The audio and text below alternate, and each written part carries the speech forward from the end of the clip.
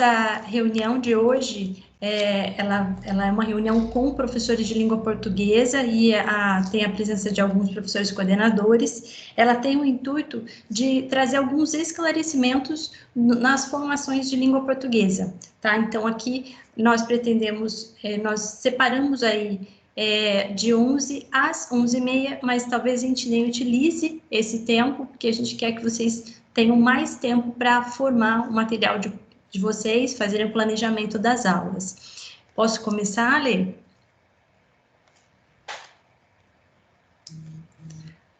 Ok? Ok. Pessoal, aqui a gente vai falar sobre roteiro formativo, tanto dos anos finais e ensino médio, tá? Do primeiro bimestre de língua portuguesa. Então, aqui, recuperação e aprofundamento. Bom, nós temos aí o trabalho com Aprender Sempre, do 6º ano do ensino fundamental até a 3ª série do ensino médio na nossa diretoria de ensino. E aí, a gente parte para o que é esse roteiro formativo aí, né?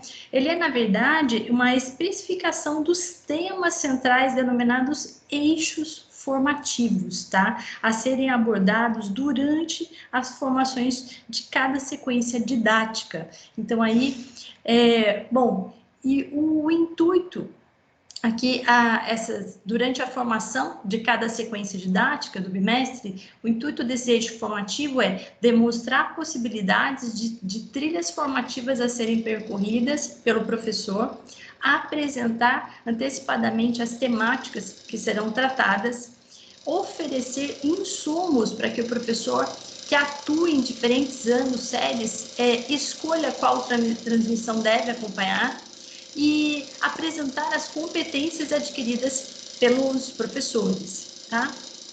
Bom,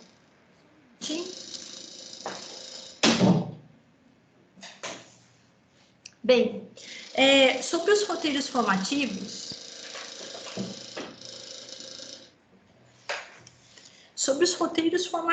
né? A gente tem aí como tema central aí que o tema central ele é o eixo formativo, tá? Práticas de linguagem. Esse é o tema central do primeiro bimestre. Bom, vocês veem na figura aí as práticas de linguagem, elas estão aí na sequência de atividades 1, 2, 3 e 4, né?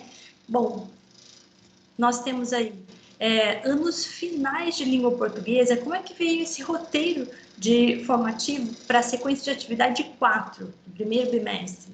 Bem, esse roteiro formativo ele foi proposto aí, ele permitirá para o professor utilizar as estratégias interativas para o ensino de língua portuguesa.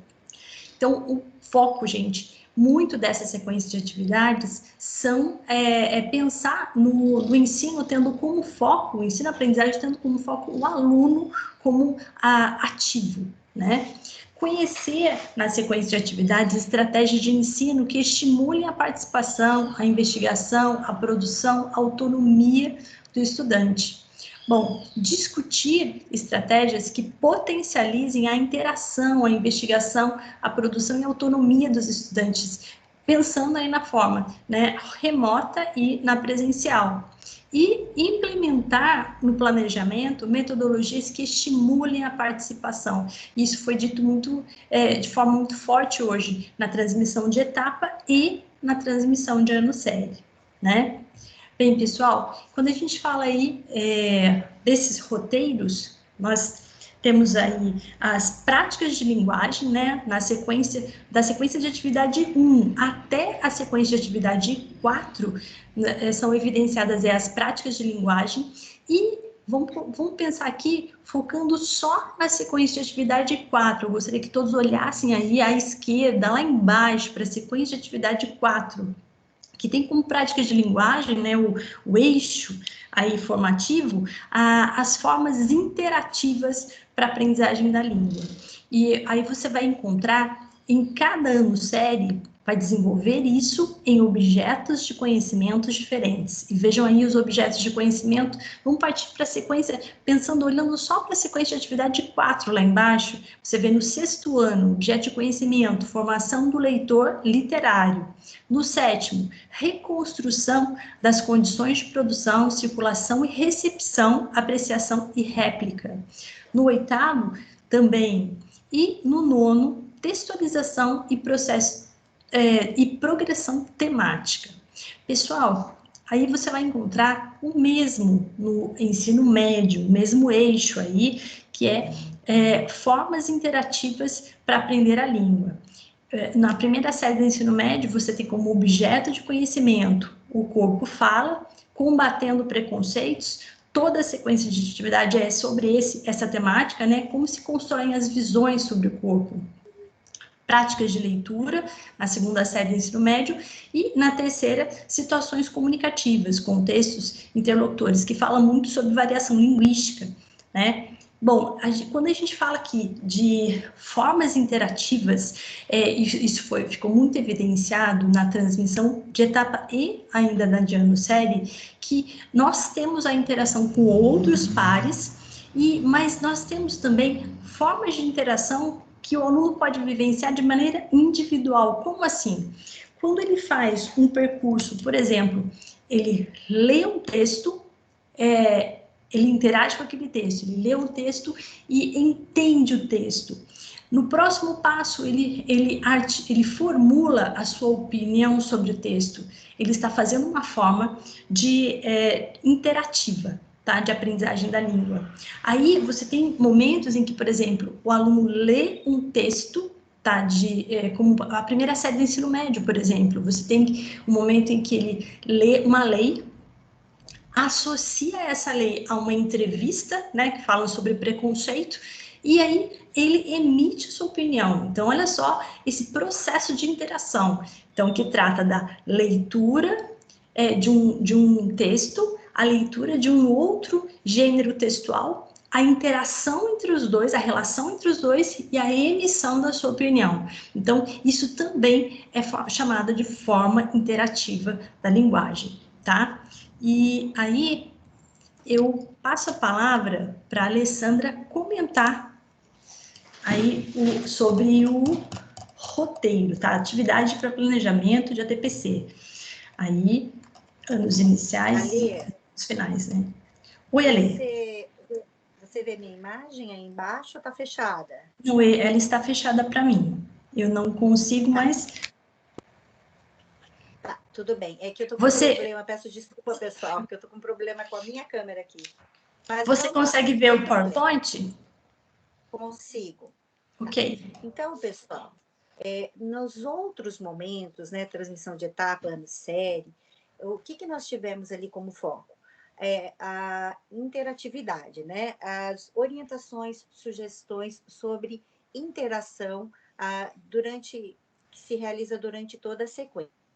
Bom, agora o foco na escola e durante as transmissões anteriores foi de modo geral, né? Foram sugestões assim, todos os professores foram sugerindo, mas não um foco específico de escola. Então, agora, nós temos as mesmas questões que foram discutidas nas outras interações, antes do momento escola, mas o foco será trazer isso para a realidade de vocês.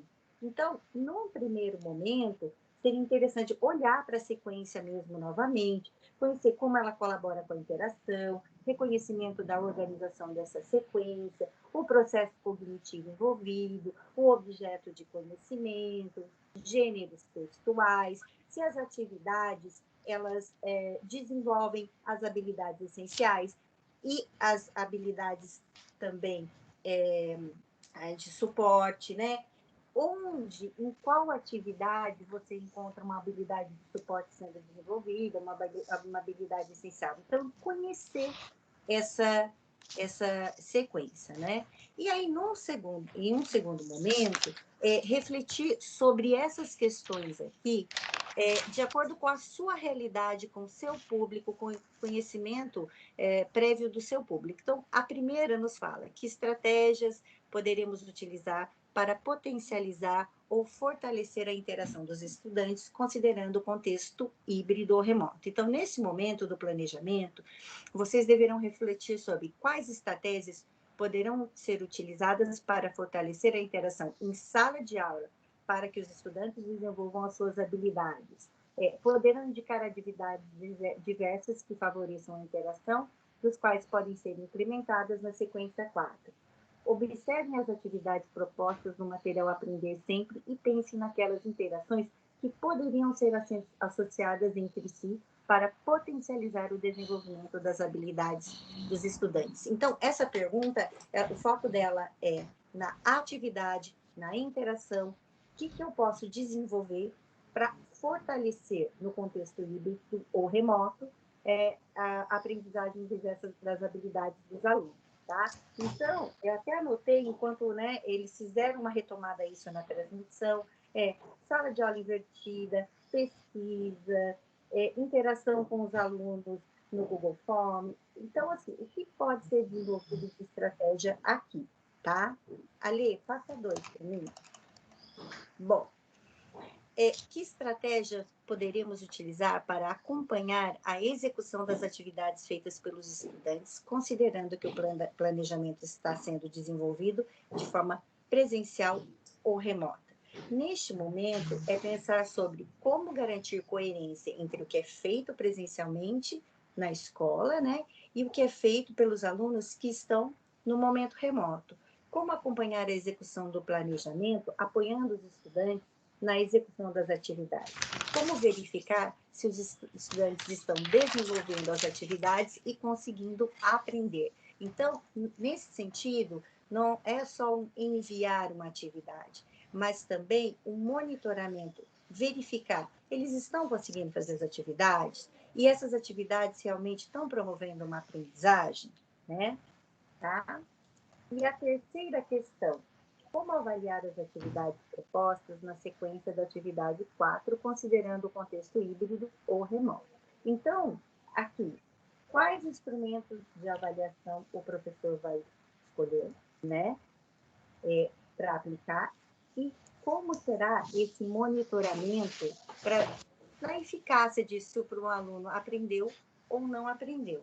Então, durante as outras transmissões, nós aprendemos muito sobre interação, tivemos sugestões sobre como realizar essa interação, mas agora é o momento escola, é a minha realidade, é o meu aluno, é o conhecimento prévio do aluno, e aí vocês podem discutir com os outros professores de português e até ampliar um pouco essa discussão, socializar com os colegas de área também, com os outros professores dos outros componentes curriculares. Então, essa é a proposta de atividade hoje para as escolas nesse momento de atividade de vocês, tá bom? Passo a palavra para a Lê. A Lê, você quer colocar mais alguma informação?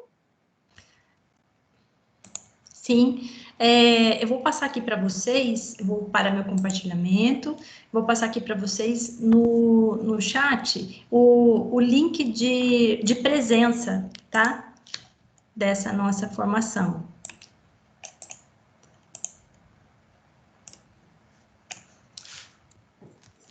Bem, além disso, estou passando aqui, ó, já coloquei para vocês. Além disso, o intuito deste momento nosso é sermos bem breves mesmo e darmos nortes. A gente vai nesse formulário a gente colocou um espaço para que vocês apontem aí o que vocês nesse breve momento gostaríamos que tratássemos, tá? Para que a gente viesse a contribuir de alguma forma, ok? Alguém quer fazer algum comentário e nós podemos finalizar essa nossa fala?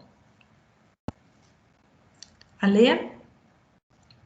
Bom, a contribuição de vocês no formulário é muito importante, Eu acho que foi um pouco surpresa para vocês, nós entramos agora nesse horário, foi uma orientação do nosso dirigente, para que a ideia é contribuir com vocês.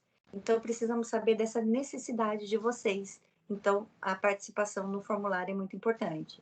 Não só pela presença, mas saber da necessidade de vocês mesmos nesse momento.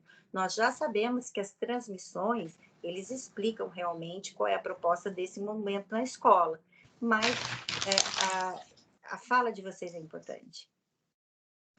Ok? Bem, dessa forma, eu posso encerrar a gravação, Alê? Pode ler. Ok. Aqui, obrigada.